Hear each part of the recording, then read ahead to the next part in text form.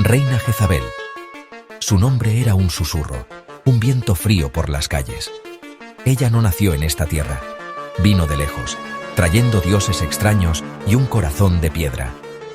La gente hablaba de su belleza, pero era una belleza peligrosa, como las escamas de una serpiente, brillantes, mortales. Sus ojos no tenían calor, solo ambición, un hambre que no se podía llenar. Caminaba en palacios de piedra, pero su verdadero reino era el miedo. Su fama llegó antes que ella, traída por el viento del desierto. Historias de su crueldad, su desprecio por las leyes antiguas. Las viejitas se santiguaban cuando su caravana se acercaba. Ellas sabían. Sintieron un cambio en el aire, una oscuridad que se juntaba como una tormenta en el horizonte. Hasta las piedras de la ciudad parecían llorar. Su llegada marcó un final para la paz, un final para la fe sencilla. El aire se puso pesado con un miedo que no se decía. A Jezabel no le importaba la gente, ni sus esperanzas ni sus miedos. Los veía como fichas, piezas en su juego de poder. Su esposo, el rey, era débil. Se doblaba a lo que ella quería como una caña en la tormenta. Llenó su corte con los suyos, con sacerdotes de Baal, con brujos. Sus cantos sonaban donde antes había rezos. La tierra empezó a secarse bajo su mirada fría. Su influencia era un veneno, que se regaba en silencio. Esta reina, esta Jezabel, proyectaba una sombra larga, una sombra que se extendía por todo el reino. Tocaba cada casa, cada corazón. Los niños aprendían a temer su nombre antes de aprender a hablar. Su historia está escrita con lágrimas y con sangre. Es un cuento de poder mal usado, de fe traicionada, de una oscuridad que quería apagar toda la luz. Su reinado fue una herida profunda y fea en el alma de su tierra adoptiva. Un día, Jezabel quiso una viña. Era de un hombre llamado Nabot, un hombre bueno, un hombre honesto. La viña era su herencia. No la vendería, por ningún precio. Esta negativa enojó a la reina. Su orgullo era algo frágil, fácil de romper. Ella vio la lealtad de Nabot a su tierra como un insulto a su poder. Empezó a planear, su mente un nido de planes oscuros. Ella se saldría con la suya.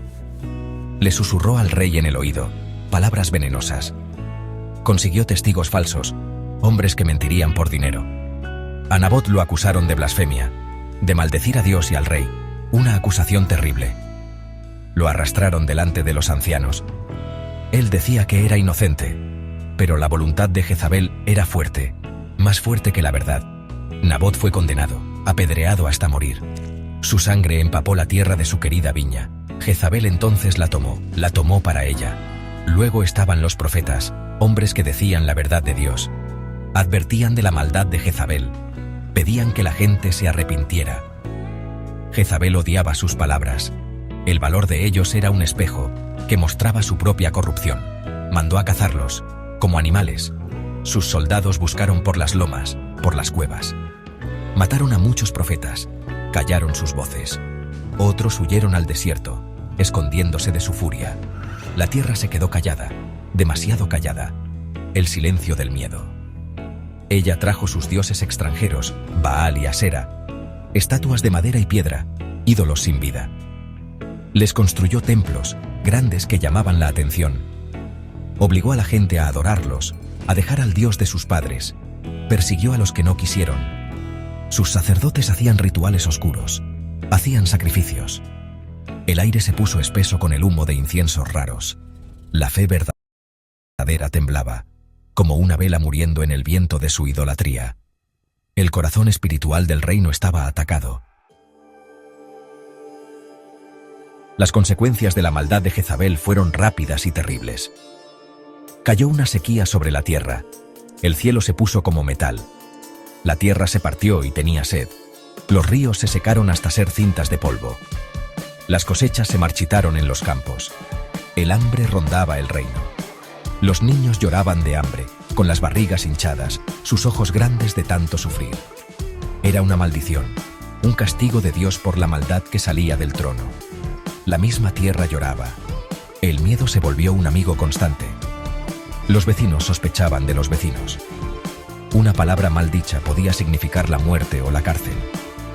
Los espías de la reina estaban por todos lados, oyendo, mirando.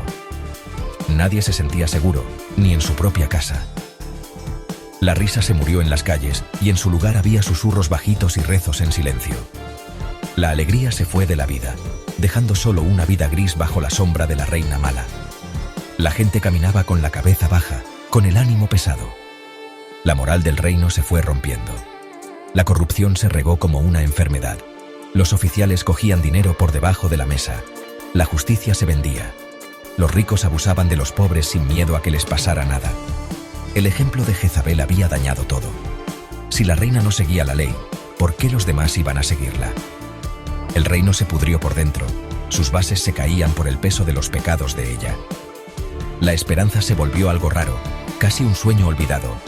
Hasta el rey Acab, su esposo, estaba apagado, un rey de mentira, que bailaba a su son. Él permitió sus cosas malas, participó en su idolatría, le dio la espalda a su Dios y a su gente.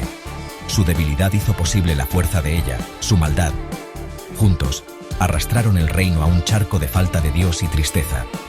El palacio real se volvió un símbolo, no de liderazgo, sino de ruina y una oscuridad espiritual muy grande.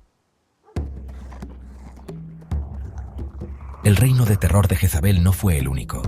La historia está manchada con gobernantes así, hombres y mujeres borrachos de poder, con el corazón lleno de crueldad. Piensen en el emperador Calígula de Roma. Su nombre también significa locura, maldad. Gobernó con mano dura, creyéndose un dios. Exigía que lo adoraran. Mataba por gusto. Sus caprichos significaban la vida o la muerte para los que estaban cerca. Gastó la riqueza del imperio en proyectos caros y sin sentido. Calígula, igual que Jezabel, daba mucho miedo.